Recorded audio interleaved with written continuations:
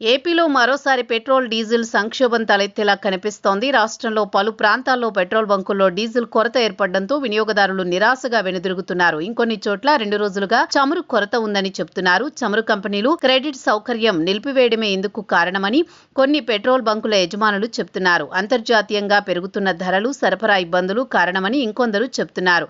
గుంటూరు జిల్లా తాడేపల్లి మండలంతో పాటు దాని పరిసర ప్రాంతాల్లో గత కొద్ది రోజులుగా పెట్రోల్, డీజిల్ కొరత వాహనదారులను తీవ్ర ఇబ్బందులకు గురిచేస్తోంది.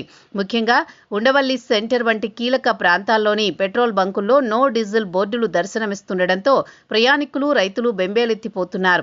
బంకుల్లో నిల్వలు నిండుకోవడంతో కొద్దిపాటి స్టాక్ను కూడా సిబ్బంది రేషన్ పద్ధతిలో విక్రయిస్తున్నారు. కొన్ని చోట్ల వాహనదారులకు ₹1000 మించి డీజిల్ పోసేది లేదని బంకు సిబ్బంది తెగేసి చెబుతున్నారు. ఉన్న చోట కూడా పరిమితి విధిస్తుండటంతో సుదూర ప్రాంతాలకు వెళ్లాల్సిన వారికి, వ్యవసాయ పనుల కోసం డీజిల్ అవసరమైన రైతులకు గత్యంతరం లేకుండా పోతోందని వాహనదారులు ఆవేదన వ్యక్తం చేస్తున్నారు. అధికారికంగా ఇంధన కంపెనీల నుండి సరఫరాలో అంతరాయం ఉందా లేదా, బంకు యజమానులే కృత్రిమ కొరత సృష్టిస్తున్నారా అన్న అనుమానాలు ప్రజల్లో వ్యక్తమవుతున్నాయి.